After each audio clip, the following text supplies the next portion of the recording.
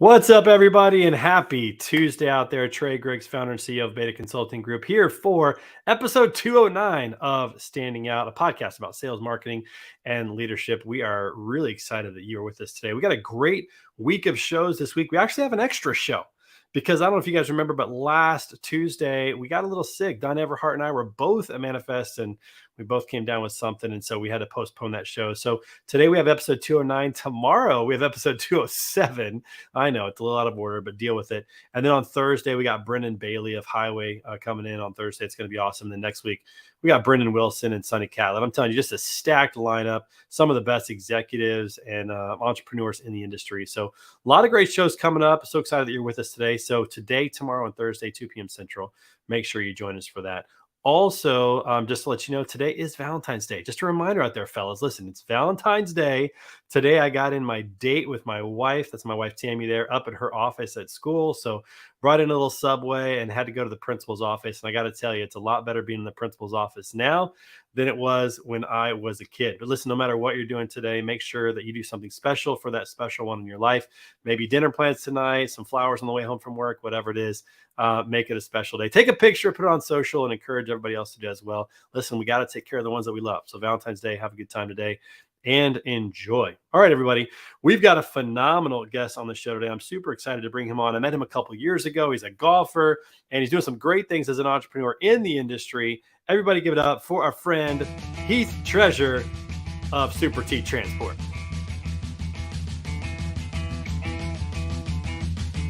Heath, what's up, brother? How are you doing, man?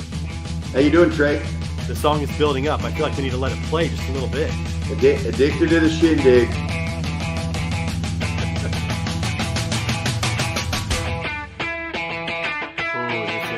This is a good riff. We got to just let this roll. This is good.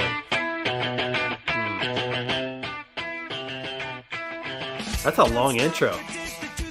That's a long intro. Some of those 90s alternative rock songs had some serious intros, man. What's up, man? How are you? That's the greatest intro song ever. That's the intro to my career right there is what that is. I probably should have played it when I first started talking and just let it build up. But, that's how it works. When you go live, you never know exactly what's going to happen. But that is how it works. Man, it is great to have you on the show. It's been a long time since we've caught up, coming to us from the Idaho Falls area up in Idaho, beautiful part of the country. Take a moment and tell everybody just a little bit about yourself and what you guys are doing at Super T Transport. I'll shine a little light. We've got some exciting things going on here at Super T Transport. We've been acquired by Berger Logistics out of Europe last year. A little background on Berger. Gerhard Berger is part owner of Berger Logistics. He's a famous Formula One race car driver. Him and Red Bull are the owners and shareholders of Berger Logistics. So Gerhard Berger, the race car driver, got a great story in his race career. And Red Bull, who are the shareholders of Berger Logistics, they do a lot of energy drink transportation across Europe. Obviously, everybody knows the story behind the Red Bull drinks in the U.S. and as they've grown into being a powerhouse. And we're excited to be in one roundabout way or another part of their family. And so that's the big changes. We're looking to help. Provide a superior service for them. I mean, at the end of the day, we're really they're still a customer of ours, even though we're in the whole family group. We have to perform and earn the business with them, just as if we were any of the other carriers in their vast carrier base that they have. So exciting things. So Formula One and Red Bull, I got to cut in because I'm thinking about this. Formula and Red Bull, that's a great combination to be partnered up with. I have a question. Are you going to be at the Formula One race in Las Vegas? Is this going to be something you get to go to? That's a really good question. We are going to be there. In fact, our events division, Super T Transport's events division, is honored to have the opportunity. We'll be hauling their hospitality suite. They call it an energy station. So if you Google it, you can Google it online, but it's a hospitality suite that's amazing. It fits on like 18 semi truck trailers. And So we'll be there with our team of people from Super T Transport that's in our events division, newly formed events division, and super excited to be participating from behind the scenes of the Red Bull Formula One event. And just to mention, one of the things that's really exciting is about 20 of our employees from the supply chain side of our transportation company, so that there's hauling loads and dispatching loads, are actually on that events team that will be constructing that. So on their regular job, they're driving truck and delivering drinks and products, and during these events, they're there helping construct that event. So a lot of exciting things going on here at Super T Transport. How do I get a spot on the Super T events crew for this event? I mean, that sounds like a blast to be a part of that. I mean, we got to work something out, man. We got to Trey, get something going. you just got to know the right people, and something tells me that you know all those right people. Isn't that the truth, though? Life is not about what you know. It really is about who you know. What you know is important, but who you know is more important, I think, in many ways. Who you know goes a long ways. It goes a long ways. Yeah, that is absolutely true. Well, that's exciting. Formula One, that's pretty cool. Getting to be acquired by them, be a part of all of that. You've had an incredible career. I know you started more on the asset-based side. You're with a company that was then acquired by a larger company and got to experience that. And then you started Super T Transport, I believe, back in 2007, if I remember that correctly. Talk about that journey a little bit. 15 years ago. Yeah, talk about the journey. I'd love to hear about that. I grew up in the truckload transportation business, and so truckload transportation was second nature to me. You're on the asset side, correct? On the asset side, yeah. So we grew up around a refrigerated base carrier in about 2005-ish. That truck line was a small family-owned and operated truck line. Was bought out by Knight Transportation, Big Gleamouth, and who were great people and a well-run business. And a couple years after that, I decided to take a stab at going out on my own, and so I started as Super T Transport's first driver about 15 years ago. I was the first driver, dispatcher, billing administrator, safety director, you name it.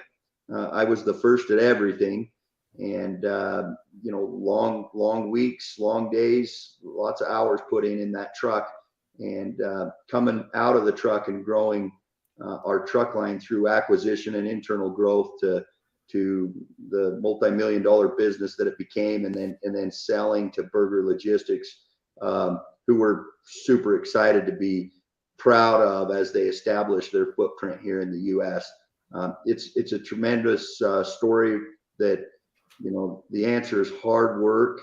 And I told somebody the other day, Trey, if you had to hang a motto on me, it's that success can happen through blue collar work still. It doesn't, blue collar, roll your sleeves up and drive the truck or dispatch the truck or do whatever you have to do. You can still become super successful. Yeah, I think there's a huge lesson in that for sure. Talk a little bit about those early days. Like, was there some nerves involved? What gave you the courage and the confidence to start your own company back then, especially on the carrier side where the cost to entry is pretty high? Yeah, the cost to entry and the risk and the risk versus reward and the margins in this industry is just horrible, especially now. I mean, it's a difficult business to be in right now with the fuel costs and everything else. But it was a difficult business when we got into it as well. And so the key is that you've got to get in and you've got to continually innovate. When I entered into the business 15 years ago, believe it or not, there was nobody talking, or very few people talking, I shouldn't say nobody, but very few people talking about dashboards and revenue per day per truck and utilization. Those are all conversations that were probably happening with the big publicly traded companies, but not the smaller privately held companies. So you've got to continually innovate. We're continuing to innovate. We got a lot of exciting technology that we're excited about, and you got to work hard and maybe a few lucky breaks, really. Well, I've heard this, that the luck comes to those who work hard. It's like the harder you work, the luckier. Yeah, what's the saying is when hard work when hard work meets opportunity, then success happens, or something like that. I'm Yeah. butchering it, Yeah. Or some people but call that luck. you know Yeah. the Yeah. saying. Yeah, that's Exactly. right. Exactly. Yeah. No, that's a great story. What was it like going through? Because I'm sure that, I mean, when you look back on your career, you see all the experiences that you had. What was it like going through that acquisition process, and how did that help you this second time around here? With Super T being acquired. Well, it's grueling. I mean, I've never been pregnant, in 9 months of pregnancy, but I probably, would maybe relate it to that from what I've been told. It's a long process, long drawn out process. You're tired, you're wore out, but the key is to pick the right partners to sell to, and I couldn't be more happy with the people in Europe that decided to engage in our business. But you always think that you're ready for something like that, and I wasn't ready to sell when these conversations began. But then when you make the decision and you say, okay, well, maybe we have a deal here, that's when the work starts. I mean, it's grueling, a lot of back and forth, a lot of negotiating, and their key is to protect their investment, and my key is to protect my baby, and so it's a lot of locking horns and butting heads, and at the end of the day, you shake hands and have a drink at the end of every day of negotiations. I can imagine it can be a pretty drawn out process. I don't know if there's too many women that would agree that it's like pregnancy. I don't know. That might that may be a It stretch. I probably shouldn't compare it to that because I've never been pregnant, but I always feel for them because it's a nine hard, long, grueling 9 months, and that's about what it was for us to navigate through Yeah. the burger transaction. I try not to compare anything to pregnancy, Heath. I think that's a general rule for men that we should probably do that. But what I do We remember should probably from stay away from it. You're right. but one thing I do remember from my wife's pregnancies is that I ate a whole lot of cheeseburgers at her request. I was Yeah. running a McDonald's for cheeseburger runs, and I might as well grab one for myself. So I do remember quite. Maybe that was part of the case too. Some late night runs to get some food or stuff like that. But Amen. it's great to just hear the process and your experience of kind of what you've come through. I want to talk just for a moment about leadership as somebody who has started from the ground up, like you said. You're the first in the truck, first to everything, dispatching, all the things you had to figure out, which is a lot.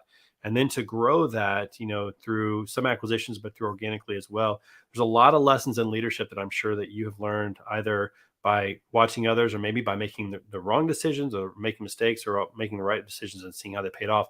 What are some of the lessons in leadership that you've learned through this 2-decade journey, in logistics and transportation? That's a great question. And I'm still learning lessons in leadership. So people that worked for me in my truck line, 15, 13 years ago, uh, witnessed a whole entire different type of management skills than what they see from me today, because the workforce has changed.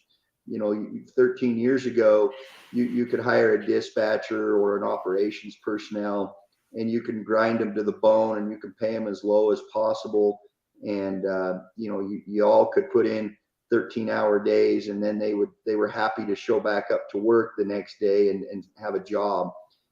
This day and age, that's changed significantly. The people don't have to do that. They have other opportunities. And so the management and the leadership has changed. You've got to lead and continually feed these people with opportunities within your organization and respect them. When I grew up in the truck line business, Morgan Edwards, which is Edwards Brothers Trucking before they were bought out by Knight, great mentor of mine who's passed away, bless his heart, but rest in peace. But he would get so mad when mistakes would happen that spit would come out of his mouth. In this day and age, you just can't lead that way. You've got to lead by showing people that you care about them. And look, let's face it, I wouldn't be where I'm at today if I hadn't been able to surround myself with significantly smarter people than myself. Well, I think there's a lot of truth in that last statement for sure. Finding your deficiencies and building around that's really important. But, it's interesting when you talk about the workforce and leadership and how it's changed. I think we saw that in sports, I think earlier before it happened in business, because you had the Bobby Knights of the world. My dad was a Bobby Knight disciple. My high school basketball coach used a paddle. And again, it didn't hurt. It was just kind of a tactic that he used, but he was definitely a yeller. in that style. You don't see as many coaches doing that, these days, because it's, started changing about the 2000s with coaches. You didn't see a lot of those fiery coaches. It was much more empathetic and teaching and that kind of coaching. And I think we've kind of seen the same thing. And I don't know if that's a softening of our culture in general. I don't know if it's because we just made life so easy, because, man, we have so many conveniences in life, but things have definitely changed. Do you think it's for the better? Do you think it's harder? Do you think it's worse? What are your thoughts on just some of these changes that have happened? Only time will tell, really, Trey. I think I honestly think that some people work better in a more lax environment, an environment they can jump up. And in our office now, we have shuffleboard and game stations and ping pong tables and the whole bit. And if you were to tell me 13 years ago that the senior leadership team wanted to bring a shuffleboard into my office, they wouldn't have been working for me very long. So, I think that people are finding ways to get more productivity out of people. And in order to get more productivity out of them, you've got to create a fun, exciting, stable environment for them. Back in the day, your dad and our grandpas, they would show up to work at the 8 to 5 with their lunch pail in hand and was just thankful to have that job. And that's just not how it is anymore. It'll be really interesting to see how much more lax it gets over time. Because, the whole remote working and all this stuff, I think in some areas, certain aspects of the workforce is getting a little bit out of control. Yeah, it's swung pretty hard, that's for sure. And even though I firmly believe as leaders, we have to invest in our people and care for them and show empathy, I think those things are all really important. I think part of it too is a product of the market, because if the market were to tighten and jobs were to be scarce, then employers and employees would have a different, I think, relationship moving forward, and hopefully not an abusive one in any way. But I think that workers would probably be more willing to have a difficult job or work longer hours and be thankful if that situation were to occur. But it's kind of like we've made it so easy that it swung pretty hard in that direction. And we'll have to see what happens in the coming years. But that's what it seems like to me. I don't know if you feel the same kind of way, but it seems like we've made it really easy for people. When I was younger, I didn't really care about what the job entailed. I really just cared about the pay. And at this day and age, I think people care just as much about the environment and what the job entails and the workload just as much as they do about the pay. I mean, I think that you have to have a balance between all the above. It's changed a little bit where people are less concerned about how much money they make, and they they want a job that's fulfilling or doing something that's valuable in those ways. So quality of life. Look, we have moms that work for us, and what we've found is that when they step up and have to go pick up their kid at school, back in the in the late 80s, early 90s, the rest of your team would look at you funny, like, you find someone else to pick up your kid. But in this day and age, we say, okay, we'll see you when you get back from running your kid from home from school. We just work around those people. And in some cases, we've gotten some very talented people by being able to have that flexibility. Yeah, it does. I think that's another thing too. The workforce has changed a little bit in terms of how people can access work. And again, there's some change that goes along with that. I think that management has to really adapt to that, because how many managers, mid-level managers, especially our age, have had to manage people remotely? That's a whole different skill set. That's a whole different kind of thing to learn how to do. So there are a lot of changes that have occurred. That is definitely for sure. Okay, Heath, we're going to pause for a minute, because every day we like to have a little bit of fun on the show, and so we always like to celebrate the national day. Do you know what today's national day is? We've had President's Day coming up. We had Martin Luther King earlier, in January. Do you know what today is? Well, I mean, outside of Valentine's Day, is it something national outside of Valentine's Day? Yes, outside of Valentine's Day. First, Valentine's Day we've already celebrated, but like there's a national day as well. These are weird. Some of these are weird, just so you know. What is the national day today?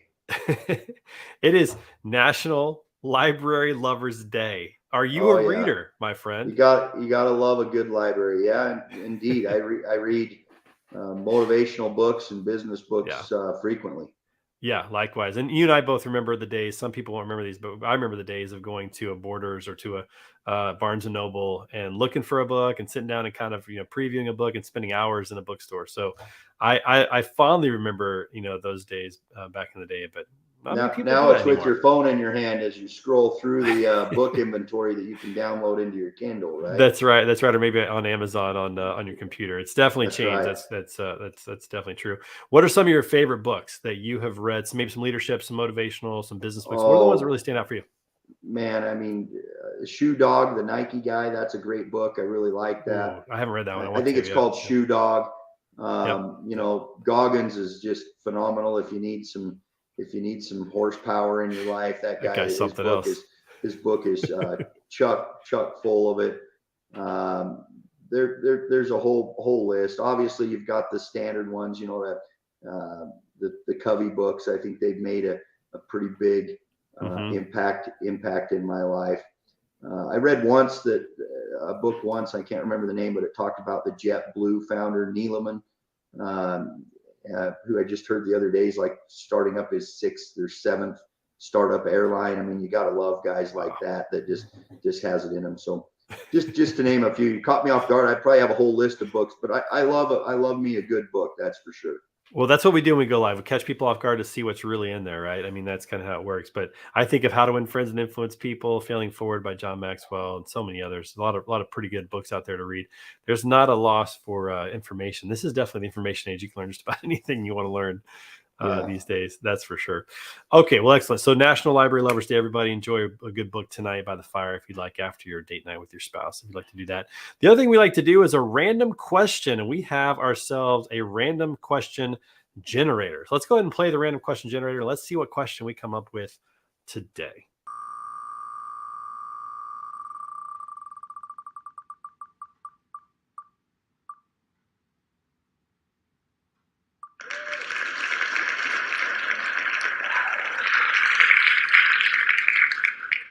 I think I know this answer, but let's just go. What do you prefer, summer or winter?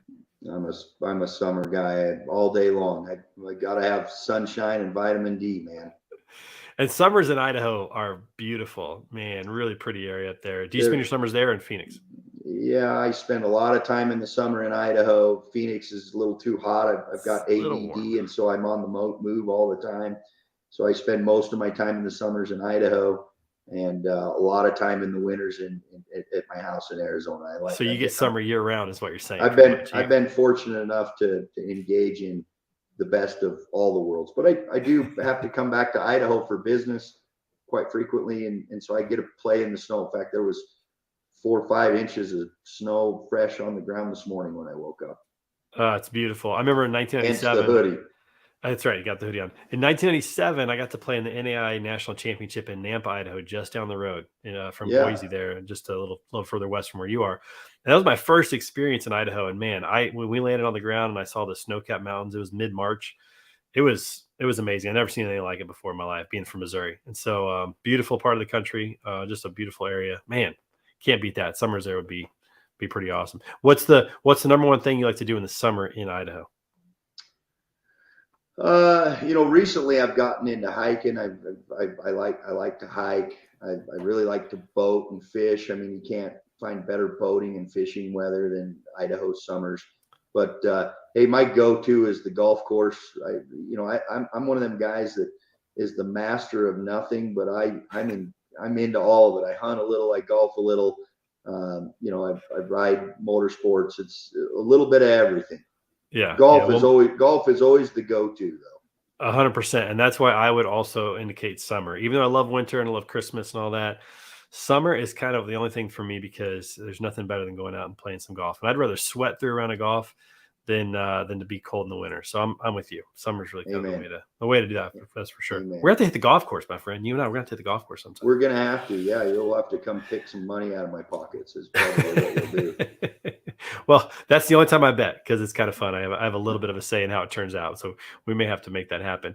All right. Well, we're going to, I want to talk about technology for a minute. And we've got this event coming up. I'm really excited about this on March 1st, our first kind of version of this event called The Edge. And what we're going to be doing is we're going to be working with some companies to promote some technology. So the first one's going to be with Green Screens, my good friend Kevin Coombs. We're going to be talking about their pricing tool. But technology is really taking a step forward. And Heath, you've been in the industry long enough. You've probably seen a lot of these advances. What are some of the technologies, especially on the carrier side, on the asset side, but in transportation in general, that have really impressed you? Where do you see this all heading? Well, look, we embrace a lot of technology that probably a lot of major truck lines embrace, dashboarding, monitoring, uptime, downtime, utilization, revenue per day. We've got if you can dream of how it can be measured in a metric, we've got a dashboard for it. And you wouldn't have ever had that. But I'll tell you, the biggest thing is that I'm most excited about is Q of O, and some technology that we've surrounded put our hands around here this last year. Eric at Q of O. If anybody hasn't heard of it, you can Q of O Advisors online. Shout out to Eric. But what I really like is I can look at all the financial data of my organization, and I can look at the health of my organization through financial data. But it's really hard to take a deep dive look into my operational infrastructure, my culture. From the CEO perspective, if the numbers look good, everything else is good in the operation, right? But what they've done is they've created some technology that allows you to have a deep dive look in the operational infrastructure and see where you have any holes or any gaps in that culture and in that infrastructure. And how anybody would have ever thought about this is amazing to me. But it really, and then they've got another level where they're working on an aspect of it where ultimately they'll be able to compare that Q of O study, operational infrastructure, against your financials. So you'll be able to see where those gaps operationally and personnel wise is impacting your financials. And that to me is like Elon Musk stuff, right? But the biggest reason I started really liking their technology is in the M&A space. We plan on doing more mergers and acquisitions in the future. And the biggest flaws that I've had in the past in mergers and acquisitions is if you go ask any seller about their culture or their operational infrastructure, they'll tell you they have the best, right? And then when you buy them, you find out that their culture and their operational infrastructure doesn't really blend in very well with yours. And so it might have been the best for them, but it's not the best for us. And so I'm really excited of being able to use that technology-based Q of O technology to be able to identify people's quality of infrastructure and quality of culture. I mean, we could do a Q of E all day long, right? And look at financials, but nobody's ever presented anything to me to look at the Q of O. And now with that, I think to me, it's like next level technology, Trey. Obviously you can see that I'm really excited about it. No, it's cool. It's almost like doing like a personality assessment for a company and seeing how they really line up and match up. And again, technology and the use of data and trucking, again, 15 years ago, if somebody said, hey, you need a data analyst on your team to be able to evaluate some of this or these technologies, you'd have been like, no way. But here we are. And data is really, really powerful. So now I love the passion, man. That's why I ask. That's why I'm doing the edges, because I want to push out good technology, especially for freight brokers out there. That's kind of my primary audience. And so I'm with you, man. I absolutely love the technology and super impressed with what you've done, Heath, man. Thank you so much for being on the show today. I really appreciate it. And I hope that you've enjoyed the experience. Hope we get to see you back here soon. Hey, I'm ready for the invite. Also ready for the invite for the golf course. You let me know when you're out. Go ask the dust for any answers. Come back strong with 50 answers. The world I love, the tears I've dropped to be part of the wave can't stop. Ever wonder if it's all for you? The world I love, the trains I hop to be part of the wave can't stop. Come and you tell me when it's time to. Sweetheart is bleeding in the snow cone. So smart, she's leading me to ozone. Music, the great communicator. Used 2 sticks to make it.